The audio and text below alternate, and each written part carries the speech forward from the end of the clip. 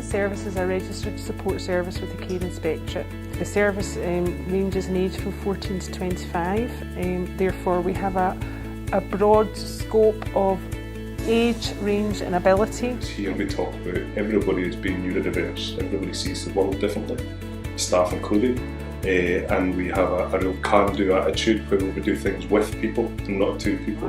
It's really ASD friendly environment from a social pressure point of view, so there's very much young people can socialise as much or as little as they want. I think that was the first thing that struck me about this place was the size of it and how well it was just like laid out, and the fact if you needed your own space you can go do something else. You don't have to sit in the common room with everyone. You could go quiet room if you're really feeling like you really need it, like time on your own, or you can go into the art room or something like that. We're not about qualifications, we're about helping that young person to cope and manage their anxiety and their stress, helping them to cope with environmental change, to cope with sensory issues, to cope with how different styles of learning and apply that into a different setting in a different context. That means that the team at Junction need to be very creative, they need to be very flexible, they need to be... Junction offers a wide range of support to people who access the service and their families and their carers. The service itself is a safe space, it's a developmental space to allow people who have potentially walked up to the edge of a cliff in terms of transition and get stuck and not knowing where to go. This space essentially allows people a soft landing space where they're not going to fall off the edge of that cliff. Will support people through the transition at their pace and with them. Managing chaos is our job, and I'm seeing chaos as a positive thing. Messiness and unpredictability, but that's where we're actually seeing again our best achievements, because some of the unplanned outcomes that we're seeing are incredibly successful in terms of the satisfaction that young people get.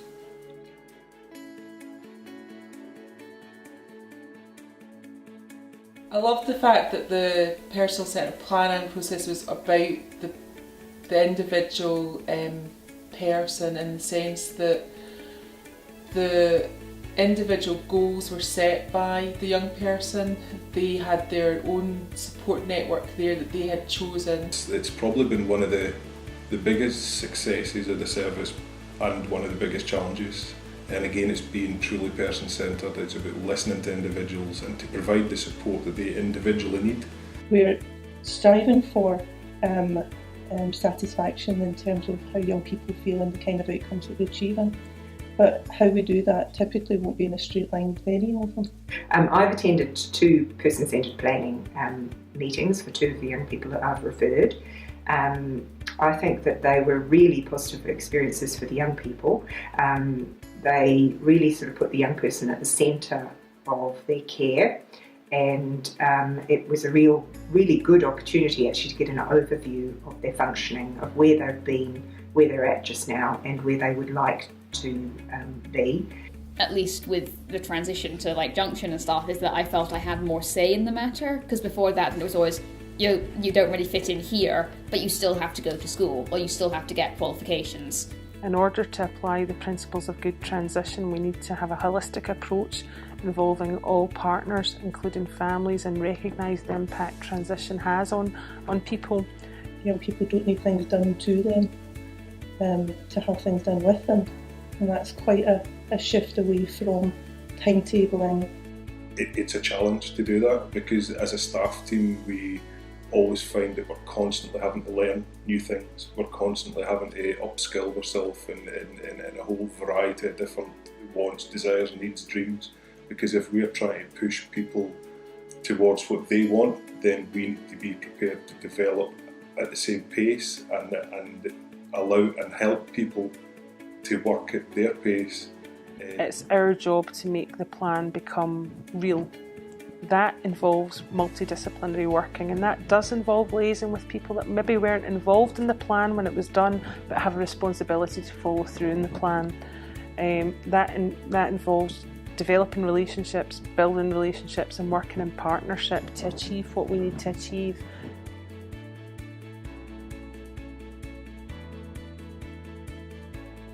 But with other places, like, it's because there is really a huge gap. Like, you've got the child mental health services which work okay, and you've got the adult mental health services that work okay, but there's nothing to bridge that gap. So when I left CAMS, then that was a good year and a half or so while we were just waiting to make an appointment before I could even get on with it. And that is pretty useless, because it meant that by the time I was going to the adult mental health services, I pretty much lost all the progress I'd made at CAMS. It's crucial that young people understand what services are out there to offer them the support, whether that be from an educational perspective, an employment perspective, or on a social level, and that we act as a signposting service to that.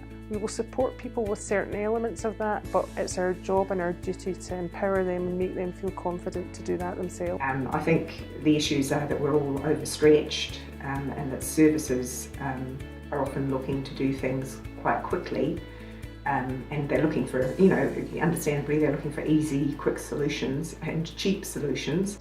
We've all got responsibilities, we've all got a duty of care.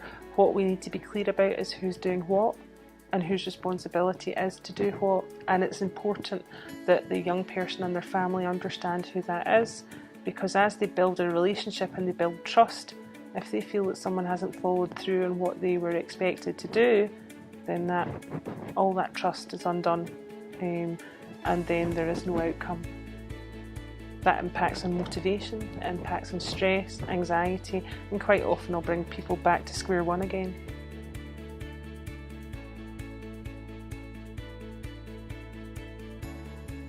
Lewis left school, secondary school at 13, and I'm still waiting on that letter to say, why is your son not at school? There's not been one person at our door to say, can we help you? We've had nothing.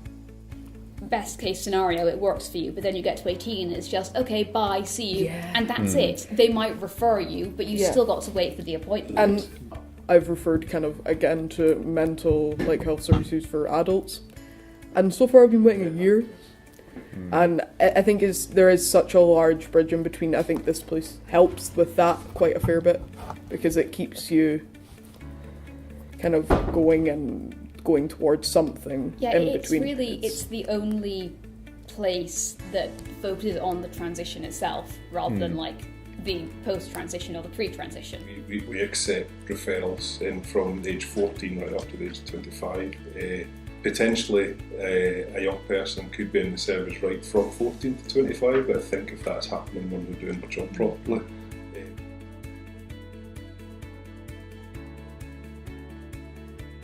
Junction works because you listen, you've had us in, and you've gone from Lewis basically from his birth right up to today, and you work with him as an individual. Students that are there work in groups, but they're quite happy to let individuals work by themselves. I think it's bespoke. I think that's what's unique about it, is it is truly person-centred. The individual person is looked at their needs and what they need to do. You are working with young people at their pace, and what's really great is harnessing the motivation that they do have, which is often linked to their specialist interests, and that is what leads to success. I like how it's far more laid back than anything else I've been involved in, and you don't get shoved on a time frame. They're not, you're going to be here for 4 weeks. If you're not better by then or going somewhere else, that's you're off of our service now. Approach of other services is more like a brand t-shirt that you might buy, where it'll have a general measurement to your body type, but it'll never quite fit. Junction's approach is more like a tailored coat, where it can be made to measure. We do not expect people to come into the service and fit into our style and approach of delivery. We will adapt the service to meet the needs of the group. That means that sometimes things don't go to plan. That means sometimes people feel a little bit aggrieved about something not happening when it should happen. However, it's better to do it properly and do it in the right way than to play lip service to it.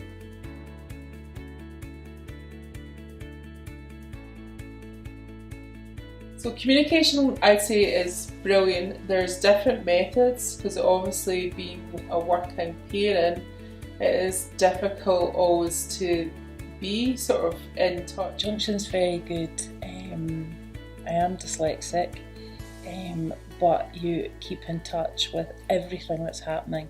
There's a newsletter that comes to my phone.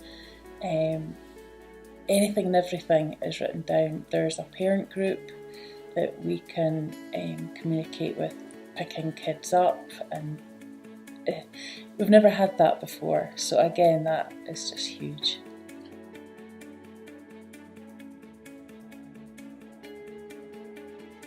That person-centeredness needs to branch out, not just from the young person supporting, but also to the family, because the ripple effects in families are massive and can be debilitating for family.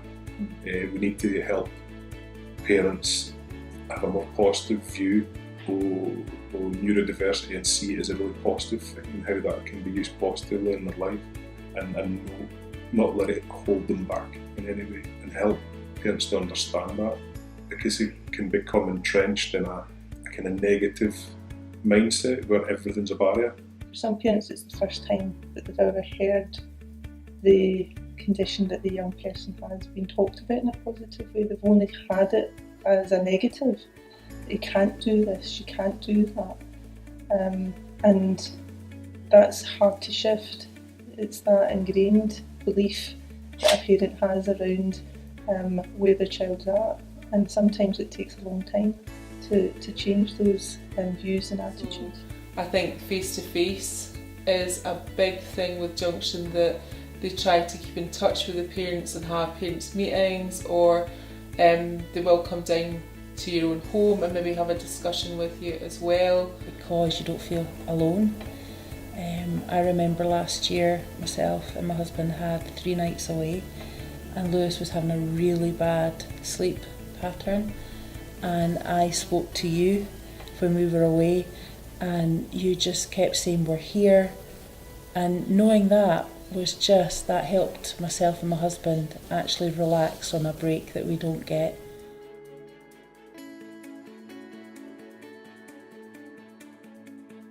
Many of the young people that we have the potential to have significant academic success, but their attainment socially, their attainment in terms of health and well-being is very poor.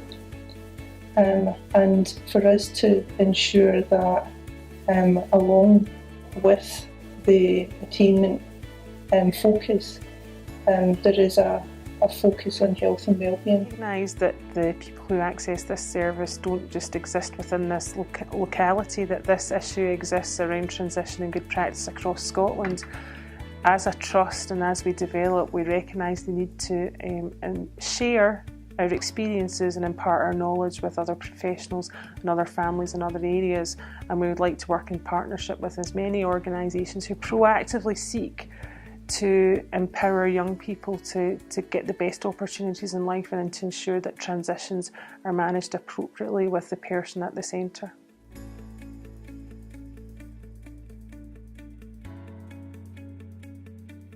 They all are together, and to see them all laughing and getting on well, and now that Lewis has made really good friends, it's heartwarming.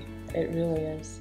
I think for me, Junction has helped me in the sense that Callum has really grown as a young adult.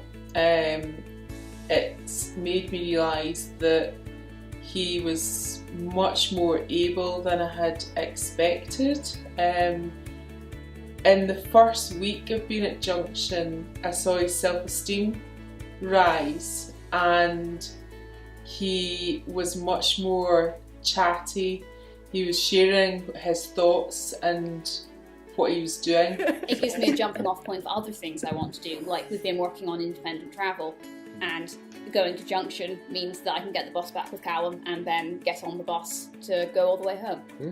But Junction has turned out to be probably the most effective out of everything I've ever been to. I would say the same. My gran is more hopeful that I might actually get somewhere in life. Yeah.